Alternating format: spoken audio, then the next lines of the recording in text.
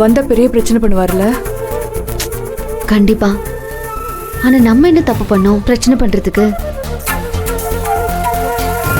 ஆனா மனசாட்சியே இல்லாத ஒருத்தன் சரி தப்பெல்லாம் பார்த்தா பேசுவான்? வாய்க்கு வந்தபடியில பேசுவான். அவர் என்ன வேணாலும் பேசட்டும் விஜய், எனக்கு அதை பத்தி கவலை இல்ல. முதல்ல ஓனர் குணமாகி வரணும், அவ்வளவுதான். என்ன எதுவுமே சொல்லாம போறாங்க, என்னன்னே தெரியலையே. பேஷண்ட்டுக்கு நீங்க என்ன வேணும்? நாங்க வேலை பார்க்குற கார்மெண்ட்ஸோட ஓனர் இவரு. அவங்க ரிலேட்டிவ்ஸ் யாரும் வரலையா? அவரோட சன் மலேசியால இருக்காரு, இன்ஃபார்ம் பண்ணிட்டோம். சீக்கிரமாவே வந்துடுறேன்னு சொல்லியிருக்காரு. ஓ டாக்டர், இப்ப சாருக்கு எப்படி இருக்கு? மேசிவ் அட்டாக் தான். 3 பிளாக் இருக்கு. ஆஞ்சியோ பண்ணணுமா இல்ல பைபாஸ் பண்ணணுமான்னு அவர் சன் வந்ததும் டிசைட் பண்ணிக்கலாம். அவர் வந்ததும் என்ன பார்க்க சொல்லுங்க. கண்டிப்பா டாக்டர். சார் விஜய், அஸ்வினுக்கு கால் பண்ணி இந்த விஷயத்தை சொல்லிடு.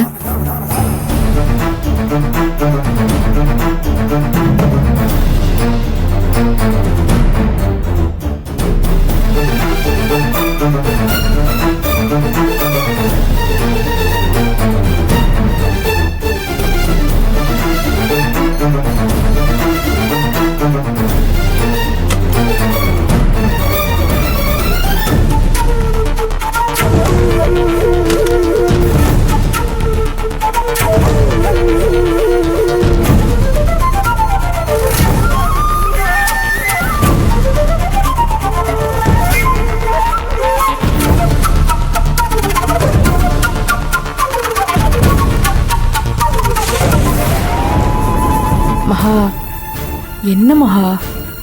என்னால முடியல விஜய். எப்படியாவது ஓனர் குணமாகி வந்துட்டா போதும். இப்போதைக்கு என் மனசுல ஓடுறது இது மட்டும்தான். செல்வண்ணா கிட்ட சொல்லிட்டியா? சொல்லிட்டேன். அவரும் ரொம்ப அப்செட் ஆயிட்டாரு. விஜய், அஸ்வினுக்கு கால் பண்ணி 4 மணி நேரம் ஆச்சு, இன்னும் அவர் வரலையே. நீ ஒரு வாட்டி கால் பண்ணி பாரு. ஃப்ளைட்ல வந்துட்டு இருப்பாங்க, கொஞ்ச நேரம் வெயிட் பண்ணி பார்க்கலாம்.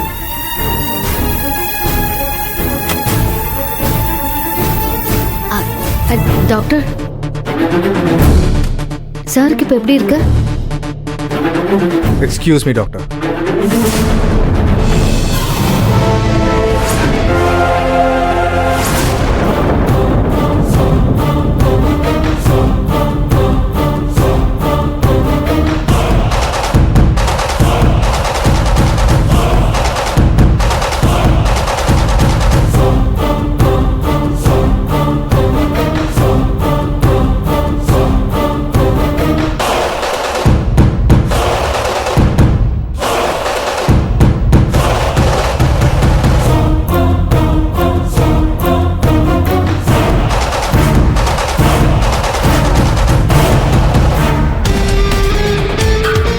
ஐம் அஸ்வின், பேஷண்ட் ராஜசேகரோட சன். என் அப்பா இப்போ எப்படி இருக்காரு? Severe attack. இது அவருக்கு செகண்ட் அட்டாக் வேற. டைமுக்கு கொண்டு வந்து அட்மிட் பண்ணாங்க, அதனால தான் ஃபர்ஸ்ட் எய்டு கொடுக்க முடிஞ்சது. இருந்தாலும் இன்னும் கிரிட்டிக்கல் கண்டிஷனில் தான் இருக்காரு. ஆஞ்சியோ பண்ணணுமா இல்லை பைபாஸ் பண்ணணுமான்னு டிசைட் பண்ணி சொல்கிறோம். அவரை காப்பாற்ற முடிஞ்ச வரைக்கும் ட்ரை பண்ணுறோம்.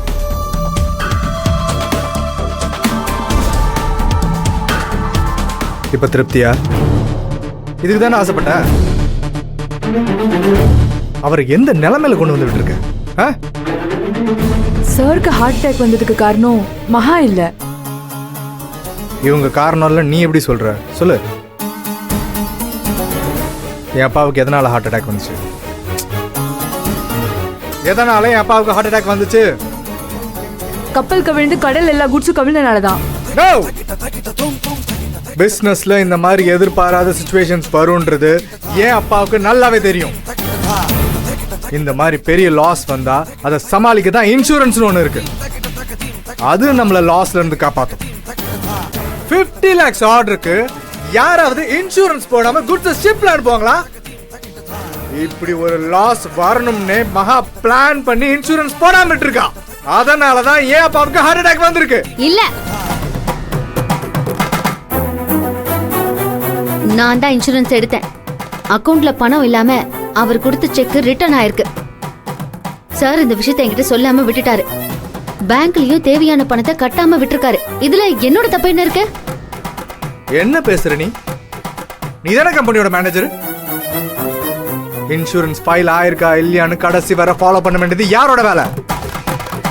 ஒரு கம்பெனி ஓனருக்கு 1000 வேலை இருக்கும், டென்ஷன் இருக்கும். இது எல்லாத்தையும் ஃபாலோ பண்றதுக்காக தான் பிஏ மேனேஜர் வேலைக்கு வச்சிருக்கோம். அப்பாவே உன்கிட்ட சொல்லாம விட்டுருந்தாலும் தப்பு உன்னோட தான். என்ன சார் பேசிட்டு இருக்கீங்க? மகா இன்சூர் பண்ணப்போ பேங்க்ல ஃபண்ட் இருந்தது. மகா கிட்ட ஒரு வார்த்தை கூட சொல்லாம ஏதோ ஒரு அவசர தேவைக்காக அந்த பணத்தை வேற ஒரு அக்கவுண்ட்டுக்கு சார் டிரான்ஸ்ஃபர் பண்ணிட்டாரு. அந்த நேரத்துல அக்கவுண்ட்ல பணம் இல்லாம செக் ரிட்டர்ன் ஆயிருக்கு. இத மகா கிட்ட முன்னாடியே சொல்லியிருந்தா அந்த பிரச்சனையை அவ அப்பவே ரெக்டிஃபை பண்ணிருப்பா. சார் சொல்ல மறந்துட்டாரு. நீங்க எப்படி மகாவை ப்ளேம் பண்ணலாம்? நான் உன்கிட்ட கேட்டேன் விஜய், இல்ல இந்த கம்பெனிக்கு நீ தான் மேனேஜர். நீ என்ன இவங்களுக்கு சப்போர்ட் பண்ணி பேசிட்டு இருக்க? அம்மா இதே நிக்கணும். இப்ப எதுக்காக அவகிட்ட சத்தம் போடுறீங்க? இங்க யாரும் யாருக்கெல்லாம் சப்போர்ட் பண்ணல. அங்க என்ன நடந்ததோ அதைத்தான் அவ சொல்லிக்கிட்டு இருக்கா. இதுல என்ன தப்பு இருக்கு?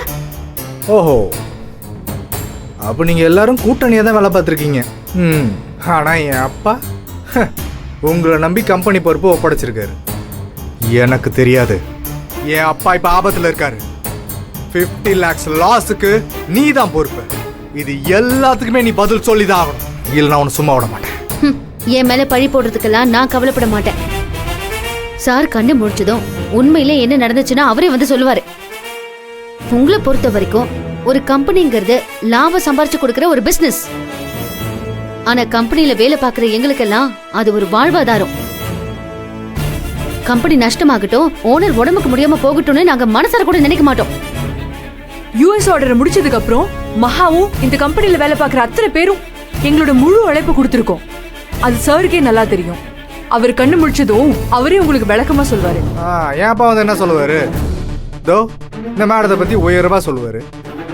அப்படி நம்ப வச்சுதானே அவர் தலையில மிளகா அரைச்சு வச்சிருக்கா. இதுக்கு மேல என் அப்பாவை பாக்குறது உங்க யாருமே அனுமதிக்க மாட்டேன். இனி ஒரு நிமிஷம் கூட யாரும் இங்க இருக்க கூடாது. உடனே எல்லாம் வெளியே கிளம்புங்க.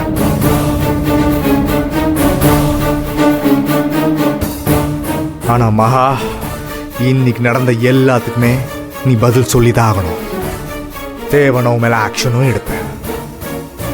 நீங்க என்ன ஆக்ஷன் வேணாலும் எடுத்துக்கோங்க, எனக்கு அதை பத்தி எல்லாம் கவலை இல்லை. ஆனா சாரை பார்க்காம நாங்க யாரும் இங்க இருந்து போக மாட்டோம். அவரை நாங்க பக்கத்துல இருந்து பார்த்துப்போம். அதை உங்களால தடுக்கவே முடியாது. என் அப்பாவை பார்த்துக்கிறதுக்கு நீ யாரு?